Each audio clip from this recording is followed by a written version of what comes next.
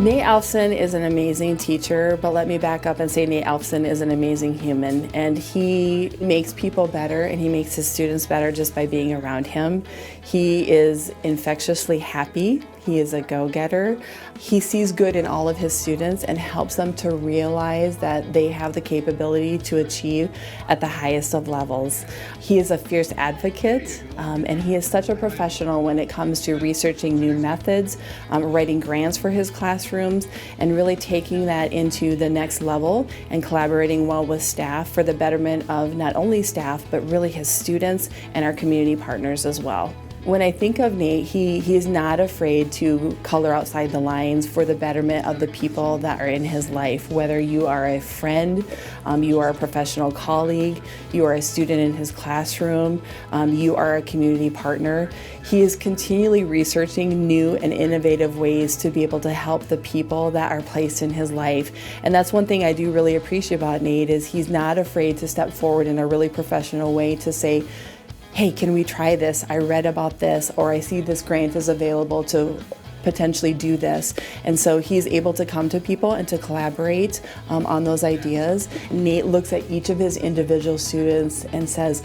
what is going to work best for them, and how do I approach that, and how do I instill that belief in them that they can achieve through those different methodologies. And so it takes a lot of flexibility, it takes a lot of patience, a lot of intentional insight and spending time with students to really develop plans that are going to work best for them and that will help them to achieve, again, at that highest level possible. He looks at that as a calling and as a vocation, and he just brings great joy just by being around him. And when you think about all the qualities of being an amazing human, he just brings it all together.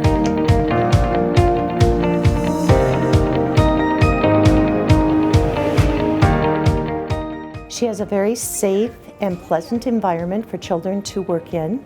She accommodates all different types of learners. This is a title school. We have kids that are homeless, we have kids that excel, we have kids that have learning problems, we have kids that just are at the right level, and she accommodates all of those children. She has a lot of planning. She has everything structured so the children know exactly what they're supposed to do. She knows and has relationships with them, so she knows which children need a little bit more loving care to get their work done and which kids need a gentle push to finish their work. She does lessons that are engaging, so all the students feel that they're a part of the lesson. Sometimes it's being interactive, sometimes it's doing movement exercises, sometimes it's just being a little silly and crazy, and the kids like that. And she's very personal with the children and their families, and that helps in their learning. She knows first grade, she knows what their developmental level is.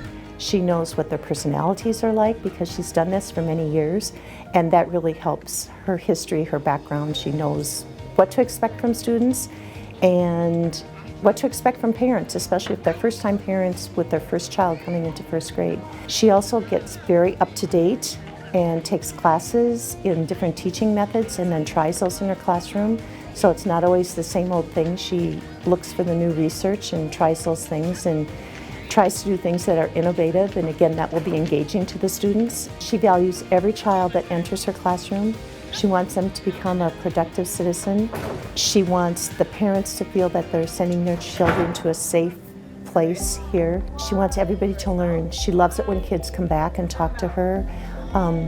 Even if they're in high school and they come back and they say, oh, I remember this or I remember this, and she remembers all their students. So once you're one of Diana Johnson's students, you're one of her students for life.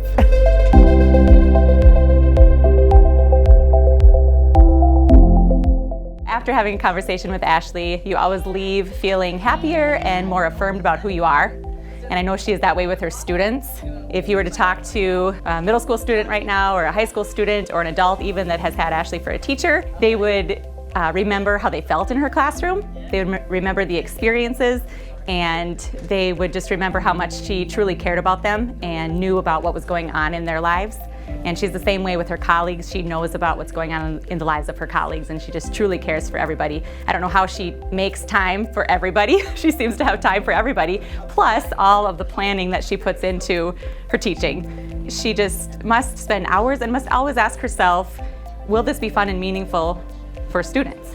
She doesn't do boring when she's teaching, so she always makes lessons an experience, so students remember not just what they learned, but they just remember the experiences they've had in her classroom. Her students have adult pen pals this year, so she reached out to see if there were 25 adults that could be pen pals for each of her students.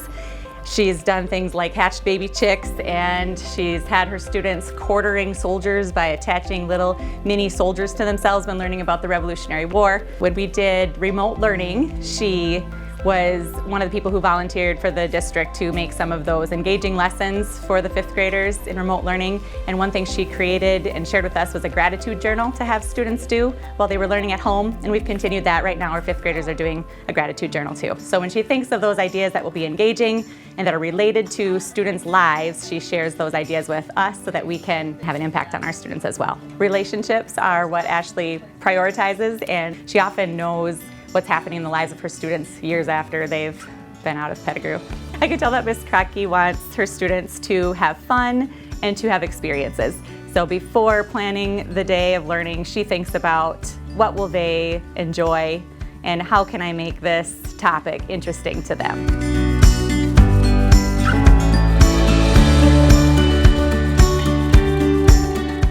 We were at brunch one day, and my youngest daughter, who has her in class right now, she just sits down and says, "Miss Larson's so awesome." And I thought, this is definitely, it sealed the deal that this needs to be someone that is commended for her great works. When we raise our children or we teach our children, it's like an archaeological dig, that you want to get to the treasure at the bottom without too much alteration. Our job is just to dig away the dirt, dig away the things that we all have as part of life, and that's what she does. She finds the gold in students, and she meets them exactly where they are. And I think that is a very rare thing, and my daughter wrote a letter in my nomination letter that actually said she gets in the shoes of her students. You know, we can also say getting in someone else's moccasins. She gets in someone else's moccasins and tries to find that treasure, tries to find that gold. It reminds me of the letter that she wrote in an email to her outgoing 8th grade students that my oldest child got. And it was the biggest pep rally that I've ever read. If every person had an advocate like this, that you could go back and read the letter of how much that she believes in you, then this world would be a better place. The start of the year, she has the kids write a letter of who they want themselves to be by the end of the year. And that's why I think she's so excellent. Many teachers can be kind and fun in their classroom, but she really wants them to exceed and excel, and meets them where they are at the beginning of the year, and by the end of the year has them read that letter again, just to see how does this goal turn out. And I think that's what also sets Miss Larson as a great nomination for Teacher of the Year, as well as a great human being.